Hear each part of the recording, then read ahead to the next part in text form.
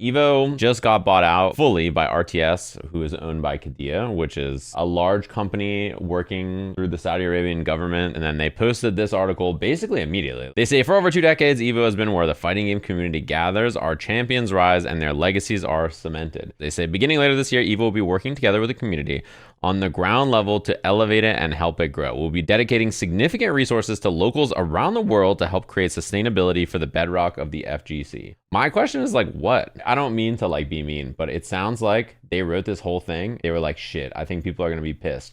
Let's put like 3 paragraphs at the top that say, yo guys, we're going to help locals forever. What are we going to do? We're going to solve them permanently. I think generally, if you have some kind of local in your area, locals are kind of moving. They're actually not the section of tournaments that seem to struggle a lot. I think like mid-level events are the thing that seem to have vanished more than this. But I'm curious what they're actually going to do, because there's no details. None of our legacy events in the US, EVO, Japan, or France, or announced events such as Singapore, are changing in terms of policies, brand values, level of investment, format, or expectation. Beginning in 2027, so next year, EVO will expand into new destinations as part of our long-term commitment to bring fighting game players together. Not surprising, right, that EVO Saudi is on the horizon, but I think what is surprising is all of this. They announced Singapore, and they haven't even had one yet, and they're already like, don't worry, we're gonna be going to all these other places. I think if you're like from any of these regions, it's hard to deny that it's pretty cool if there's something coming to your region. It brings lots of people from all over the world, but also people just from all over your region who might not always travel to this one place, and lets you share, this is our community, this is our scene, this is what we do here in this place. It is very cool for a lot of people. And they say, we have a new event coming too. EVO is excited to announce that as part of our next evolution that we'll be hosting a new championship format. This new format will require competitors to showcase their mastery of multiple fighting games. Maybe I'm just thinking too far in the future, but when I read this, I read, we want everybody to play SNK's newest fighting game. So what better than to make sure that we run an event where you have to. It's like kind of like a gimmick format, but it could be fun. Maybe I'm just jaded, but like I read this and I'm like, dude, what are we advertising now? Like, come on, like which developer or publisher is spending on this? This announcement represents only a portion of where to find EVO in the future. A portion? What else is there? They have Vegas, Japan, Europe, and local support, which seem to extend. And then Singapore, Morocco, Brazil, China, Middle East, and Mexico with an additional fighting game world championship that's going to be hosted in US or Japan. Sustainable, huh? I mean, what is this? Like 9 EVOs a year? Like, come on, like all of these are probably going to try and slot onto all of the tours, question mark. And then all of our tours are all EVOs. All of the regions in the world are elbowed by EVO just existing in their space and eating up expenses and time and money and PTO and all that people take to go to your events. I don't know how any other tournaments exist on the calendar year with this existing, especially per region. If you're going to go to Asia for some event, why would you not just go to EVO China?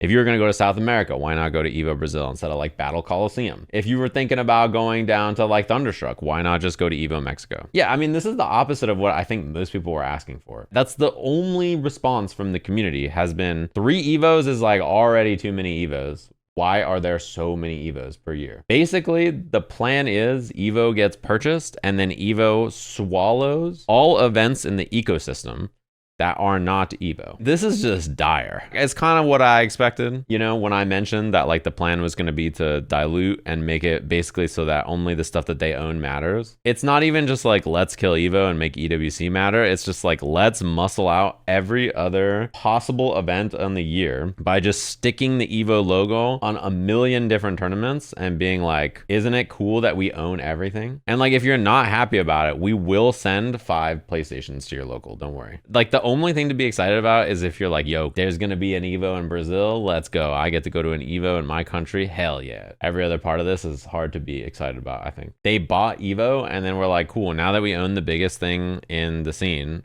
why don't we just own the scene? If you're thinking about running a tournament in the year 2027, what are you gonna do? When are you going to place your event on the calendar? Like CB and CEO, the people who work on them and own them are already working at EVO. They can maybe plan their events around EVO and maybe they're big enough to like exist around it. But like, I don't know what you do if you're trying to run stuff. Why would you want to run a fighting game tournament if there could be an EVO the same weekend as yours? You essentially like suffocate any calendar time away from like other events to grow. It's not on accident. The reason I'm speaking about this way because it's the truth. The reason this exists is very clear. You can choose not to say what it is is, but we all know why there's 9 EVOs a year. It's not about prestige. They don't care about prestige. They want to own the entire year, therefore the entire tours, therefore all of the competitive output of fighting games is their own. They want the ownership. It's what they've done to like every other thing in sport. The money is in viewership. I don't know how to break it to you, but the money is not in viewership. The money is just in the money. They just own the money. They're not making money doing this. They're burning money, but they don't care. They're spending capital to gain social capital and control over a space and like an ecosystem. They're like not expecting to make a return on this. It's not like Vegas, Japan, and Europe EVOs are making them so filthy rich that running 9 a year is going to make them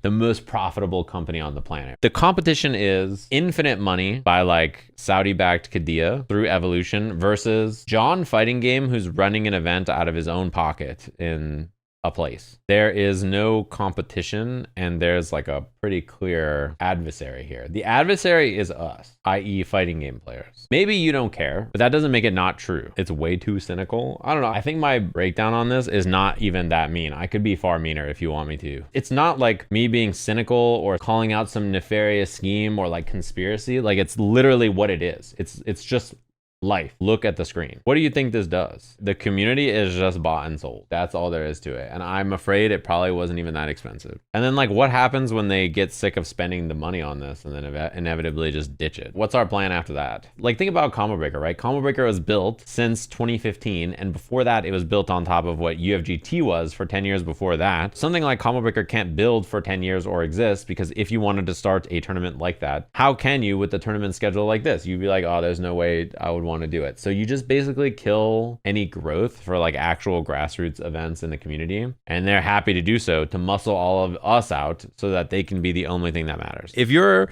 a fighting game player that wants to play, if you're interested in competing at the highest level, this is it. This is the only way that you can move forward, because every single tour will have a slot in case you're like, I can do anything else in the fighting game scene. Nah. And the unfortunate reality is like everyone's gonna go. Like all the commentators are like, I get paid to do EVO once a month. You know how much money that is? Like all the people who work on the events, all of the competitors who like get to fly around the world and go to all these events, like they have to go. You'd be like, won't they be tired and stuff? Yeah, they'll just only go to EVO because they'll be like, well, this money's good and it's a long trip, so I just won't book anything else this month. I'll just go to EVO. Spoiler alert.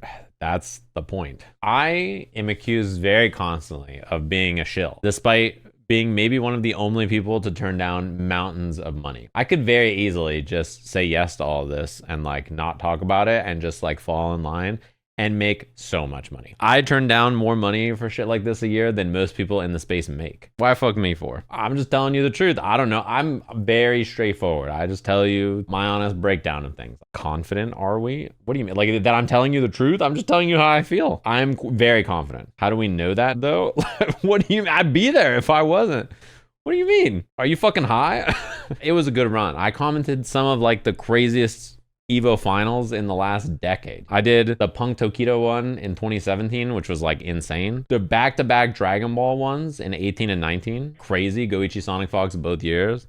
And then I did the Strive opening years where it was like the biggest game, and then all the Street Fighter 6 ones so far. So I'm like very fortunate in that sense. I'm sure there's plenty more to come. Like there's gonna be sick tournaments that I just don't get to do, and everybody else will just be there and be making tons of money. They should stop by the stream and give some subs.